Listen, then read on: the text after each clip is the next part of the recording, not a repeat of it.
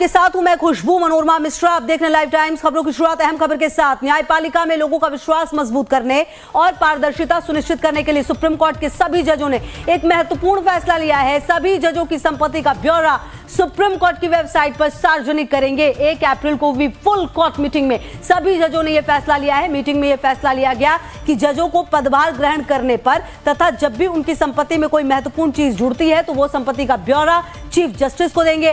खुद chief justice भी ऐसा करेंगे। इसके बाद इन संपत्ति के ब्यौरे की जानकारी संबंधित जज की सहमति से सुप्रीम कोर्ट की वेबसाइट पर डाली जा सकती है। अब तक चीफ जस्टिस समेत 30 जजों ने अपनी संपत्ति का ब्यौरा सौंप दिया है।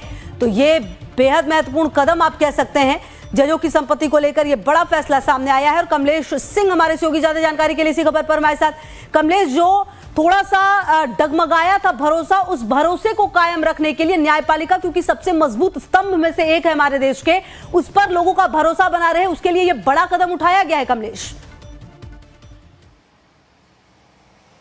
बिल्कुल बहुत बड़ी कदम है और निश्चित रूप से जैसे यशवंत वर्मा के घर से जो कैश मिला था और कैश की घटना के बाद जो 3 पैनल की कमेटी गठित की गई थी, उसके बाद लगातार आपको याद होगा कि पार्लियामेंट में भी सवाल उठा था। पार्लियामेंट में कई सदस्यों ने कहा था कि नेट से जुडिशियल अकाउंटिंग कमीशन फिर से बनाई जाए। कई पार्टियों ने इसकी मांग की थी, जिसके बाद कोर्ट पे ये सवाल लगा था कि कोर्ट में पारदर्शिता नहीं है। तो ऐसे में फुल बेंच बेंचों की जो पीठ है, उन्होंने ये फैसला किया कि सारी संपत्ति वो सार्वजनिक रूप से करेंगे, वेबसाइट पर डालेंगे और सभी माननीय जो जजेज हैं उन्होंने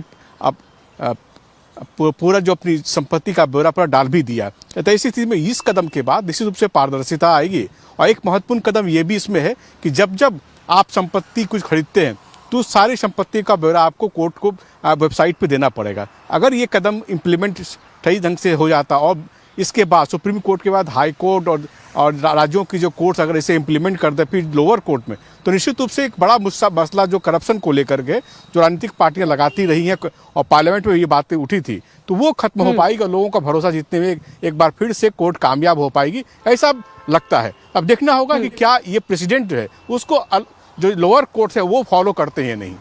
अच्छा, हाँ कमलेश, मेरा सवाल यही था अगला कि क्या हाईकोर्ट के जज के लिए भी आने वाले दिनों में ऐसे फैसले हो सकते हैं, क्योंकि कहीं ना कहीं सुप्रीम कोर्ट की तरफ से तो हो गया, लेकिन जो हाईकोर्ट है उस पे भी लोगों का भरोसा रहे, क्योंकि जिस तरीके से ये पूरा मामला सामने आया था सवाल इसी को लेकर था। कमलेश, तो क्या आने वाले दिनों में कुछ हम ऐसा और भी सुन सकते हैं हाईकोर्ट को लेकर और निचली अदालतों को लेकर? देखिए सुप्रीम कोर्ट ने जो फैसला किया बिल्कुल नज़ीर है और नज़ीर अगर सुप्रीम कोर्ट करती है तो उस हाई कोर्ट उसको धीरे धीरे इम्प्लीमेंट करती है। लेकिन सबसे जो आपको याद होगा जो लगातार ये आरोप लगता रहा जुडिशरी पे, खासकर लोअर जुडिशरी पे, लोअर जुडिशरी में करप्शन काफ़ी ज़्यादा है। तो अगर इस स्थिति में हाई कोर्ट अगर इसको इम्प्लीमेंट करती है तो निश्चित रूप से हाई कोर्ट का डायरेक्ट इम्प्लीकेशन जो है लोअर कोर्ट पे पड़ेगा। तो ऐसी स्थिति में हाई कोर्ट चूंकि अभी लाजमी हो जाएगा, तो कोई बाउंड्री नहीं है लेकिन एक आपका बाध्यकारी नहीं है, लेकिन कहीं ना कहीं एक आप कह सकते हैं कि सुप्रीम कोर्ट ने कर दिया तो हाई कोर्ट के जजेस भी नहीं बचेंगे, क्योंकि हाई कोर्ट से ही सुप्रीम कोर्ट में जजेस आते हैं, उनका प्रमोशन जब होता है यहाँ आते हैं। तो ऐसी स्थिति में वो भी इम्प्लीमेंट करेंगे। अगर हाई कोर्ट इम्प्लीमेंट कर देती है तो निश्चित रूप से लोअर कोर्ट में भी इम्प्लीमेंट हो जाएगा धीरे धीरे और काफी पारदर्शिता आएगी जुडिशरी। ठीक है कमलेश, लगातार नजर रहेगी। फिलहाल बहुत शुक्रिया आपका इन तमाम जानकारियों के लिए। आगे बढ़ते देखिए, कल लोकसभा में वक्फ